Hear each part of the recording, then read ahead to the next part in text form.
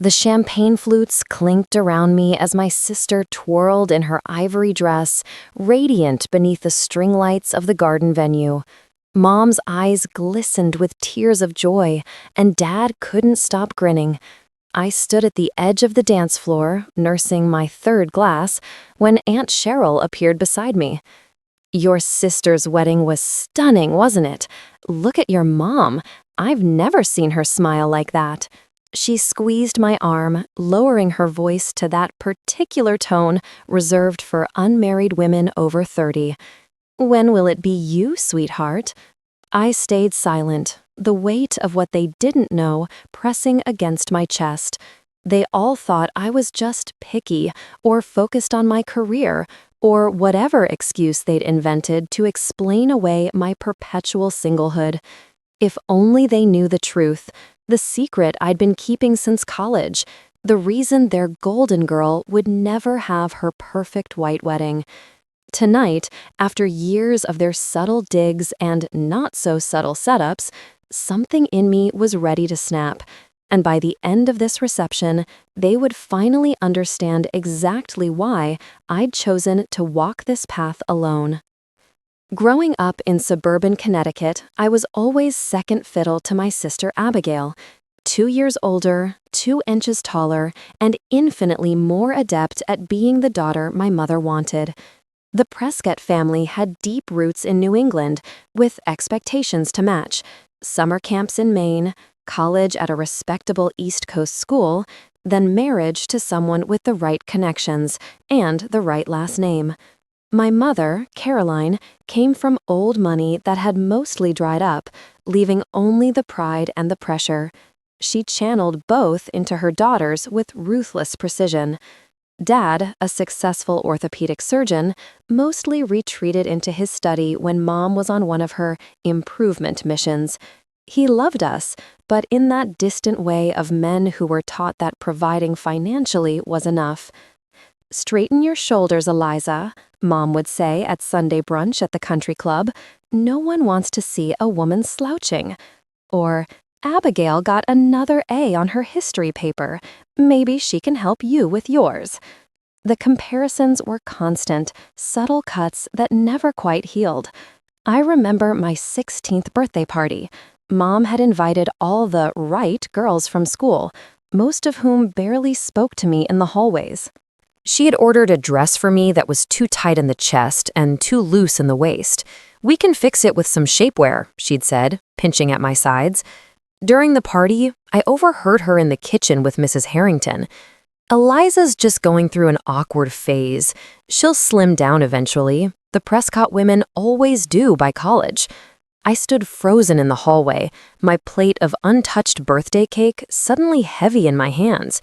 When I started crying, Mom looked mortified, not because she'd hurt me, but because I was making a scene. Then there was my senior prom. I'd been asked by David Chen, whose parents owned a successful tech company but were, as Mom pointedly noted, new money. Mom suggested I wait for someone more suitable to ask. When no one did, she reluctantly helped me shop for a dress, sighing dramatically at each one I tried on.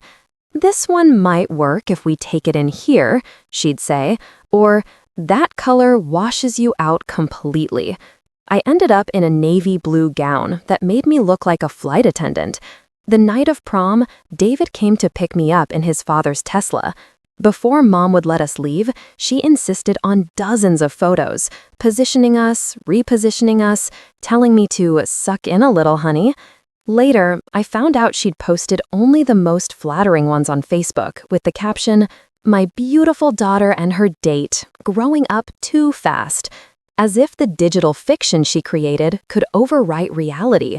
Through it all, Abigail was the golden child.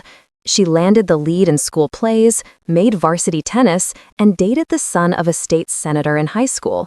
She got into Dartmouth early decision and met Warren, her now husband, sophomore year.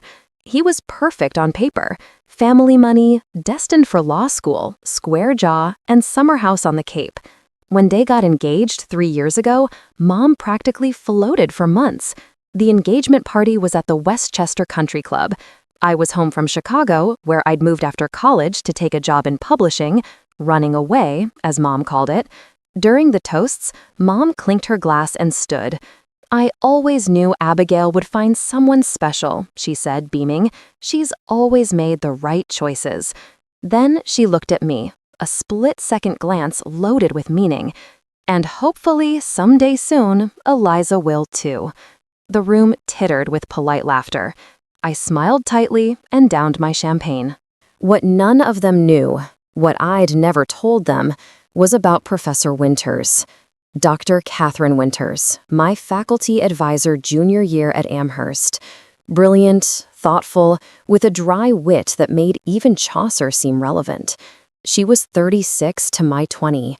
She noticed me in a way no one ever had, not my looks or my family connections, but my mind, my writing, my voice. We started with coffee discussions about my thesis, then dinners, then more. It was secret, complicated, against university policy. It ended badly when someone reported their suspicions to the department. Catherine denied everything, and why wouldn't she? Her tenure was at stake. I was left with a broken heart, a rushed thesis with a new advisor, and a fundamental understanding about myself that I couldn't unknow. After graduation, I threw myself into creating a life they couldn't criticize. Good job, nice apartment, financial independence. The grand gesture came in the form of sending money home when Dad's practice hit rough waters during a malpractice suit. $30,000 from my savings, nearly everything I had, to help them keep the house. Mom accepted it with a tight smile and never mentioned it again, as if acknowledging my help would somehow diminish her. I dated men occasionally, briefly, always ending things before family gatherings required their presence. I cultivated a busy, successful image on social media, but in real life, in Chicago, I finally found freedom to date women, to be myself, to fall in love with Natalie, my partner of 3 years now, who my family had never met or even heard about. That was my secret, the one I carried like a stone in my pocket through every holiday, every family phone call, every "when are you going to settle down" conversation. And now, watching Abigail have her perfect day, with Mom basking in the glow of actualized expectations, I felt that stone growing heavier and sharper by the minute. The wedding weekend had started pleasantly enough. I flew in from Chicago on Thursday, checking into the boutique hotel in downtown Greenwich where all the out-of-town guests were staying. I'd come alone, telling Mom that bringing a +1 would distract from Abigail's special day. "It's just as well," she'd said on the phone. "This way you can sit with cousin Jeffrey's friend Ryan. He's divorced, but no children, very eligible." Friday's rehearsal dinner was at an upscale Italian restaurant with a private room overlooking the harbor.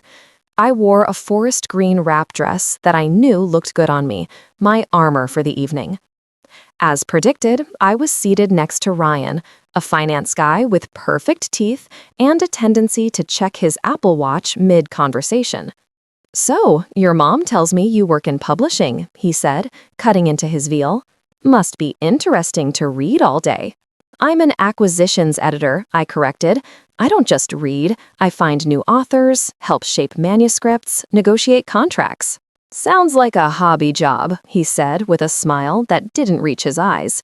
"But good for you." Before I could respond, Mom appeared behind us, placing one hand on Ryan's shoulder. "I see you two are getting acquainted. Ryan just made partner at his firm, and he rows crew on weekends. You always liked athletic men, didn't you, Eliza?" "Did I?" I murmured, taking a long sip of wine. Mom's eyes narrowed slightly. "Don't drink too much, dear. You know how flushed you get." The evening continued in this vein, Mom orchestrating interactions, making pointed comments about my appearance or behavior, all while maintaining a veneer of maternal concern. Dad sat at the head table with Warren's parents, occasionally glancing my way with what might have been sympathy, but never intervening. By Saturday morning, wedding day, I was already exhausted. The ceremony wasn't until 4 p.m., but bridesmaids were expected at the venue by 10 a.m. for hair, makeup, and photos. Abigail had asked me to be maid of honor, which surprised me.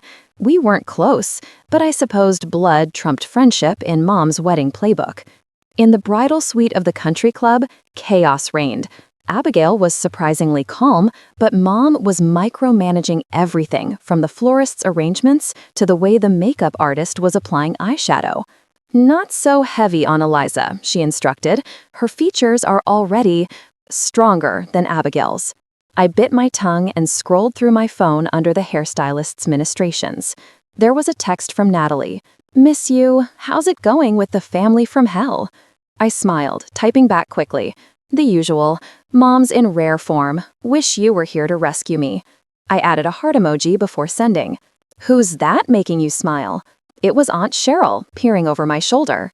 I locked my phone reflexively. "Just a friend from work," I said. "A male friend?" She wiggled her eyebrows suggestively. "Just a friend," I repeated firmly. "Well, you should be focusing on the eligible bachelors here today," she said. 32 isn't too late, but the clock is ticking, sweetie." I excused myself to the bathroom, locking the door and leaning against it. I hadn't expected to feel this raw, this exposed. I'd been deflecting these comments for years. Why was today different? Maybe because seeing Abigail achieve the final milestone in Mom's checklist for success meant all attention would now focus on my perceived failures. Or maybe I was just tired of lying by omission. I took out my phone again and opened the photo of Natalie and me in Michigan last fall, apple picking, her dark curls tucked under a beanie, her arm around my waist, my lips pressed against her cheek. Happiness captured in pixels. I nearly set it as my lock screen then and there, a small act of rebellion. But instead, I tucked the phone away and rejoined the bridal party. The ceremony went off without a hitch. The weather cooperated, offering one of those perfect early autumn days with golden light filtering through crimson and amber leaves.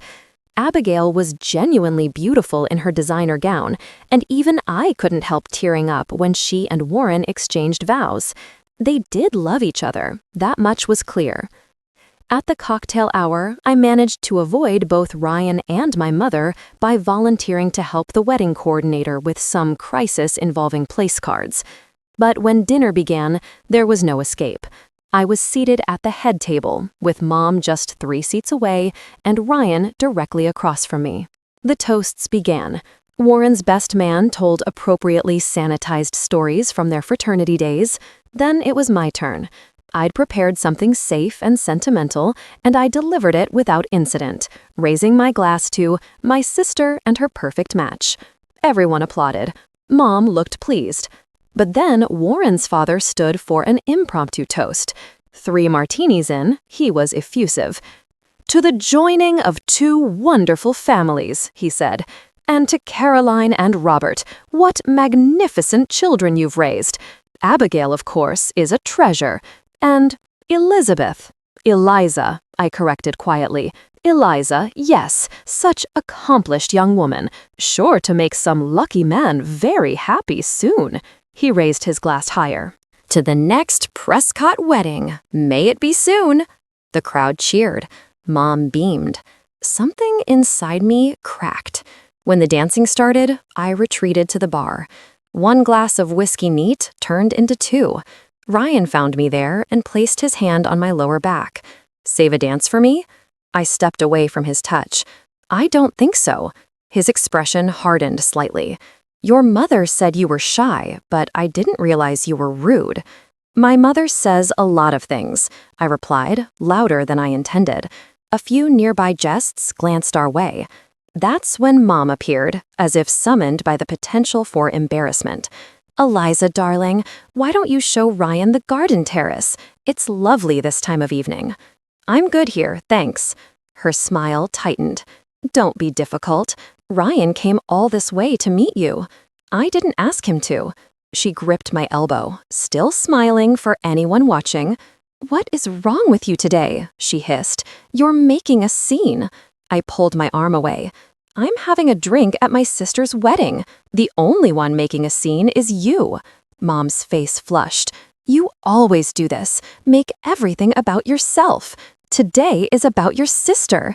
Exactly, I said. So why are you so obsessed with setting me up? Why can't you just let me be?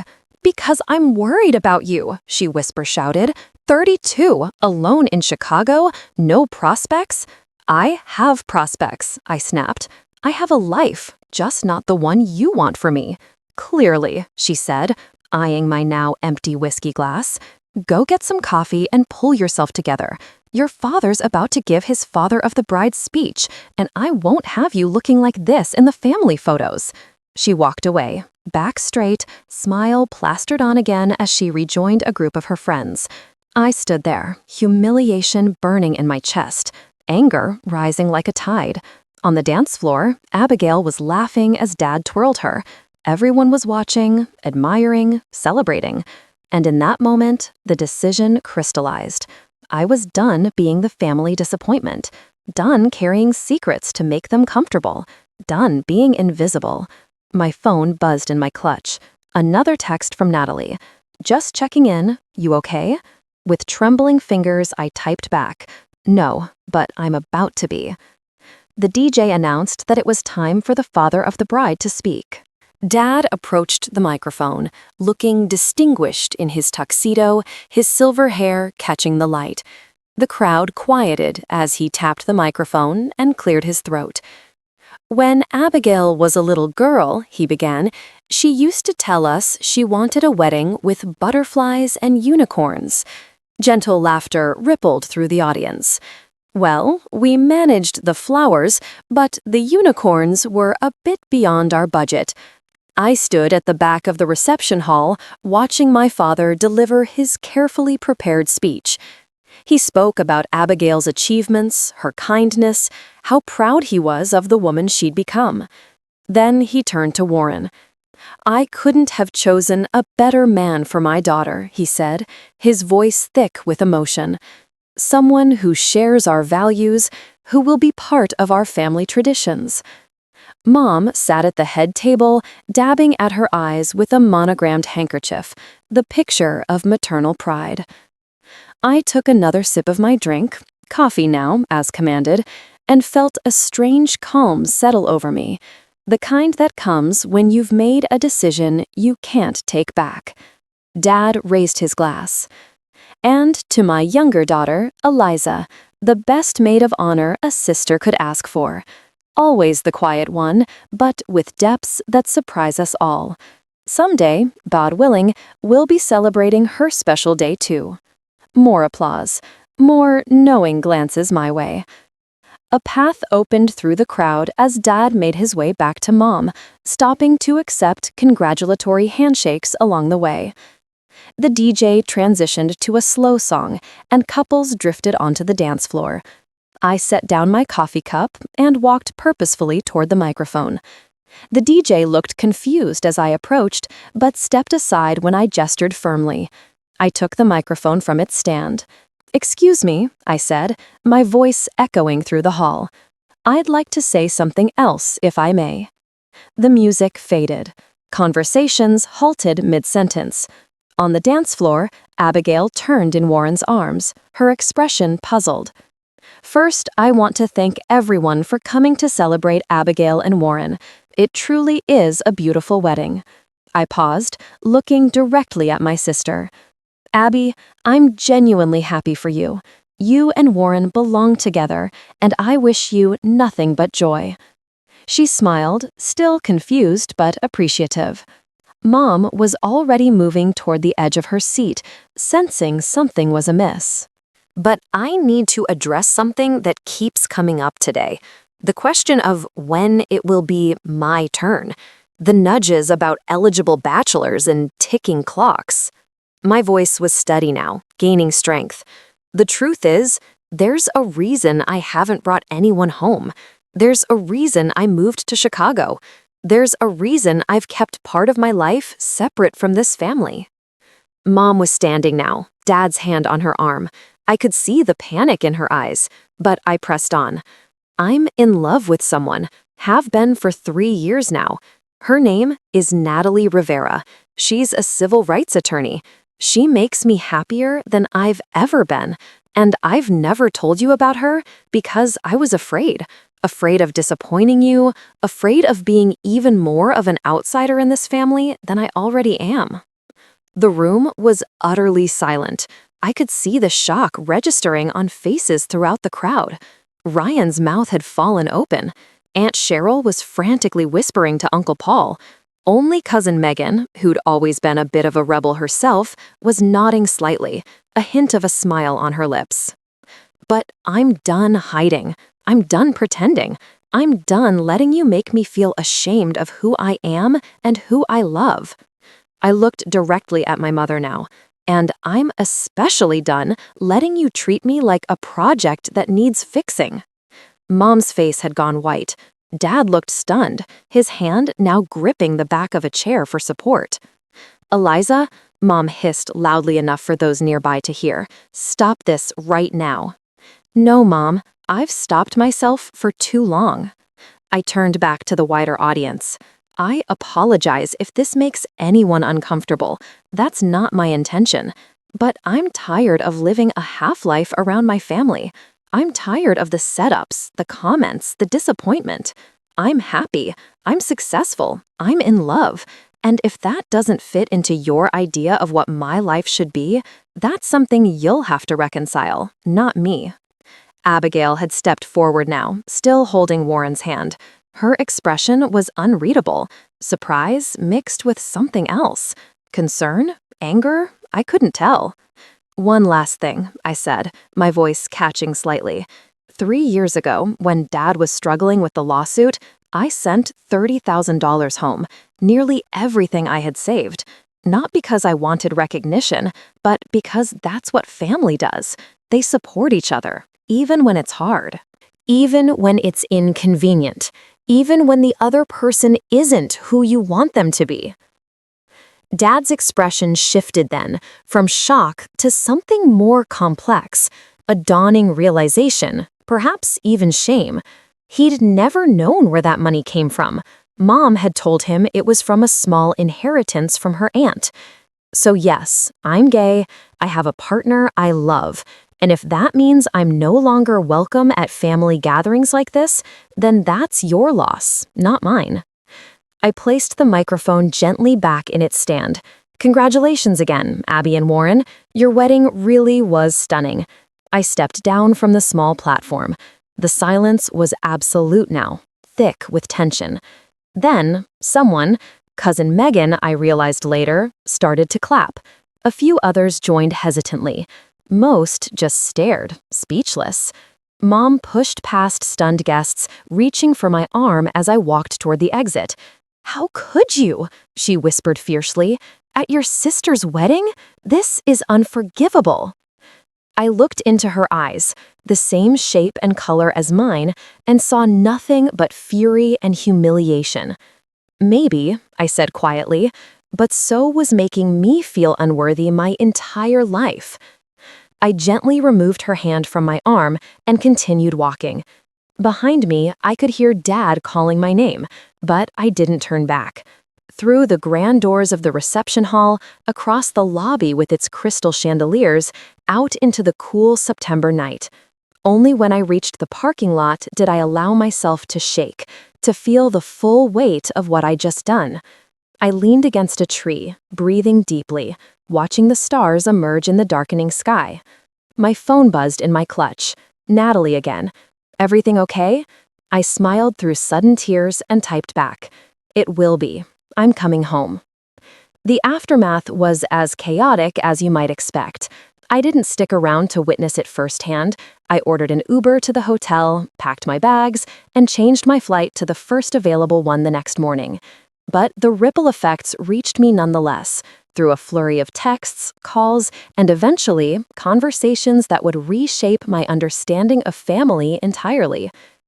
That night in my hotel room, my phone exploded. Mom called 7 times in a row. I let each go to voicemail. Dad called twice, leaving a message the second time. "Eliza, please call me back. We need to talk." Abigail texted, "What the actual hell, Liz?" "Call me." Aunt Cheryl sent a lengthy text about lifestyle choices and considering your poor mother's feelings. Uncle Paul, surprisingly, texted a single line, "Proud of you, kiddo."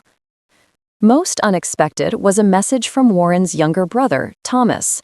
That took guts. For what it's worth, I came out to my family last year. They weren't thrilled either. If you need to talk, I'm around. I responded only to Abigail.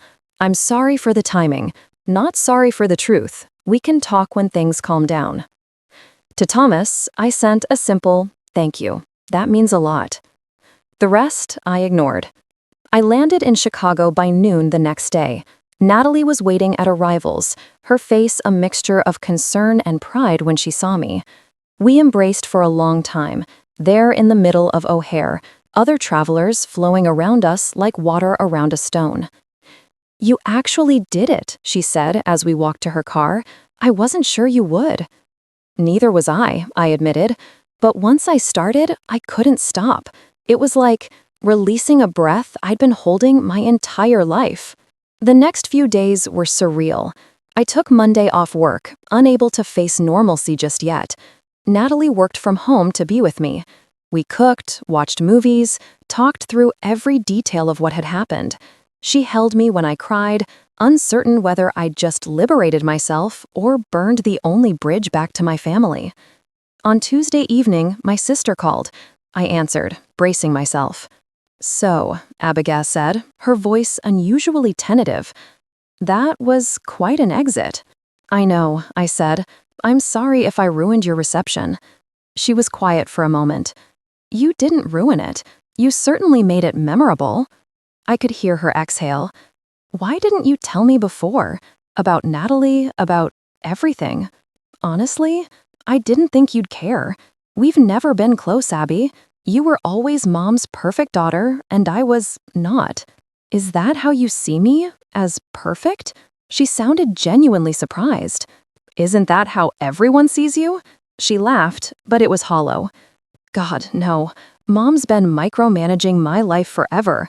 The only reason she's been off my back lately is because I finally did what she wanted. Married the right guy from the right family. But trust me, the pressure was always there. This was new territory. Abigail and I had never had this kind of conversation before. I always thought you had it easy, I confessed. Different kind of hard, she replied. I conformed, you resisted. But Mom's expectations were suffocating for both of us.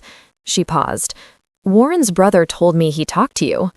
Yeah, he texted. I didn't know he was gay. Few people do. His parents don't handle it well. They pretend he's just not ready to settle down yet. I could almost hear her eye roll. Warren's supportive, though. We've had them both over for dinner, Thomas and his boyfriend. I felt a sudden, unexpected lump in my throat. I'd like to meet them sometime. I'd like that too, she said, and I could hear the smile in her voice. And Natalie, I want to meet her. Maybe when things settle down, you both could visit, or we could come to Chicago. For the first time in years, I felt a genuine connection with my sister. I'd like that, I said. Dad called the following weekend. Our conversation was awkward at first. Neither of us had ever been good at emotional discussions. But eventually, he got to the point. I didn't know about the money, he said. Your mother told me it was from Aunt Virginia's estate. I know, Dad. I didn't do it for recognition. Why did you do it? The question surprised me. Because you're my father. Because you needed help. He was quiet for so long I thought we'd been disconnected. I failed you, he finally said, his voice thick. I let your mother. I should have stepped in more, protected you more. Dad, no, let me finish. When you were little, you used to follow me around the house, remember?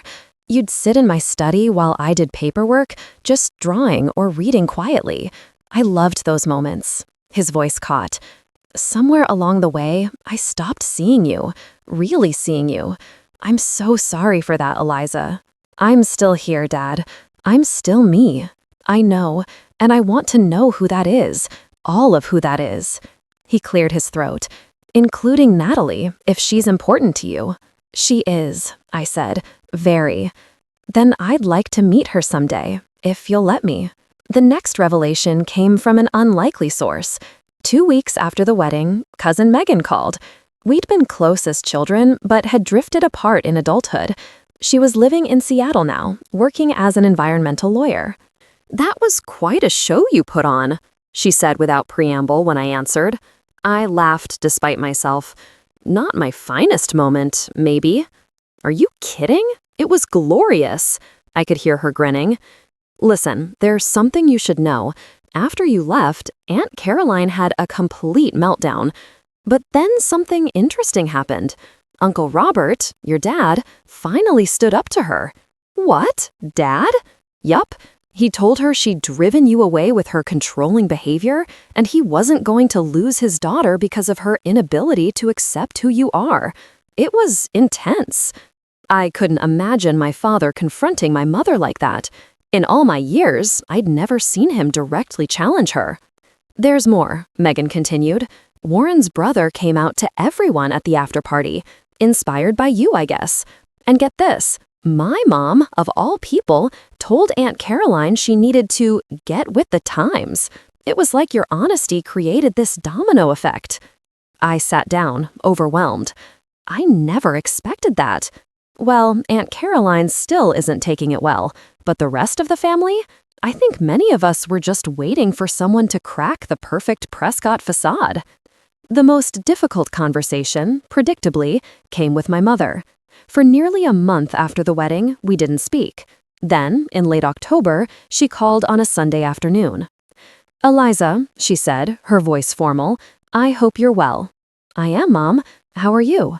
"Managing," she said tersely. "Your father suggested I call. He thinks we should talk." What followed wasn't so much a conversation as a negotiation. Mom didn't apologize. I hadn't expected her to, but she did propose a kind of truce. "Your father says he wants to meet your friend," she said, unable to say girlfriend or partner. "Natalie," I supplied. "Yes, he's suggesting Thanksgiving. I'm not opposed, but I'd appreciate some discretion."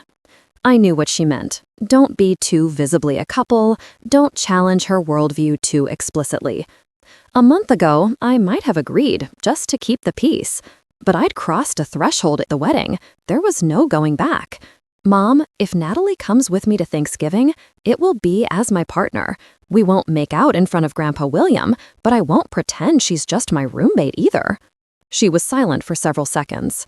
"I see. It's not about embarrassing you, Mom. It's about living honestly. I've spent too many years editing myself around this family," she sighed. "Your father says much the same thing." Another pause. "I'm trying, Eliza. This isn't what I envisioned for you." It was as close to vulnerability as my mother ever came. "I know, Mom, but it's my life, not yours, and I'm happy. Doesn't that count for something?" "I suppose it does," she said quietly. We didn't resolve everything in that call. Years of complicated dynamics couldn't be untangled in a single conversation. But it was a start. We agreed to try Thanksgiving, with Natalie included, one step at a time. The unexpected twist came in early November. A letter arrived at my apartment, hand-addressed with a Connecticut postmark. Inside was a check for $30,000 and a note in my father's handwriting. "Eliza, I can never repay the years I spent in the background, allowing your mother's expectations to overshadow your worth. But I can return this money that you so generously gave us. Use it for something that brings you joy, perhaps a down payment on a home with Natalie. Whatever you choose, know that I am prouder of you than I have ever adequately expressed. Love, Dad." Enclosed was a second note, shorter, in my mother's precise script. "Your father insisted. He's become quite stubborn lately. Perhaps you'll join us for Christmas as well? Mother." I showed both notes to Natalie that evening. She read them twice, then looked up at me with shining eyes. "What do you think?" I asked. "I think," she said carefully, "that families are complicated, and that people can surprise you, sometimes in good ways. Even my mother?" She smiled. Even your mother, eventually. She picked up the check. So, a down payment? Your dad's not subtle. I laughed. No, he's not. But maybe he's right. Our lease is up in March. Are you proposing we buy a place together, Eliza Prescott? Maybe I am, I said, suddenly serious. Would that be so terrible? Natalie set the check down and took both my hands in hers. It would be wonderful, she said, but let's get through Thanksgiving with your family first. We did get through Thanksgiving, awkwardly at times, surprisingly warmly at others. Dad made a genuine effort with Natalie, asking about her work and listening intently to her answers. Abigail and Warren came, along with Thomas and his boyfriend Michael. Mom maintained a stiff politeness that occasionally softened when she thought no one was watching. By Christmas, things had evolved further. Mom actually called Natalie by name instead of your friend. Dad gave us a joint gift, a first edition of Virginia Woolf's To the Lighthouse, which had been my favorite novel in college. Abigail and I spent an evening talking well past midnight, filling in the gaps of each other's lives, laughing about shared childhood memories that looked different through adult eyes. The healing wasn't linear. There were still tense moments, uncomfortable silences, old patterns that threatened to resurface. But there was movement, and that was more than I'd ever expected. It's been nearly a year since my sister's wedding, since the day I finally stopped hiding. Natalie and I closed on a brownstone in Andersonville last month, using Dad's returned money as part of our down payment. It's an old building with creaky floors and a small garden out back where we're planning to grow herbs and tomatoes next summer. The journey with my family continues to evolve. Mom still struggles sometimes, but she's trying in her way. Last month, she actually asked to see photos of our new place and sent a housewarming gift, a set of ridiculously expensive Egyptian cotton sheets with a note that read simply, "Every home needs quality bedding. Mother." It wasn't exactly a rainbow flag, but from Caroline Prescott, it was practically a pride parade. Dad visits every few months, staying at a hotel downtown but spending most of his time with us. He and Natalie have formed an unexpected bond over their shared love of obscure history documentaries. Sometimes, watching them debate the finer points of the Byzantine Empire, I feel a strange sense of worlds colliding in the best possible way. Abigail and I talk weekly now. She's pregnant, due in the spring, and has already asked if Natalie and I would be the baby's godmothers. Fair warning, she told me, Mom's already buying out Neiman Marcus's baby department. Some things never change, but the most profound shift has been within me. For so long, I carried my secret like a weight, believing it was somehow my responsibility to maintain the family fiction, to be the person they wanted rather than the person I was. In that hotel room the night of the wedding, shaking with adrenaline and fear, I couldn't have imagined where that moment of courage would lead. Not to a perfect ending. Those don't exist outside of fairy tales. But to something real and honest. To conversations that needed to happen decades ago. To a version of family that's messy and complicated and still evolving, but also more authentic than anything we had before. If you're carrying a secret that feels too heavy, if you're editing yourself to fit someone else's narrative, if you're waiting for permission to live your truth, this is your sign. The fallout might be hard. The conversations won't be easy. Not everyone will understand right away, or maybe ever. But on the other side of that fear is the possibility of living without the constant weight of pretending. Your story won't look exactly like mine. Your family isn't my family. Your truth is uniquely yours. But whatever it is, it deserves to be lived openly, unapologetically. I'm Eliza Prescott, and this is my story. If it resonated with you, please like and subscribe to hear more stories of transformation and authenticity. And remember, the most powerful thing you can be in this world is unapologetically yourself.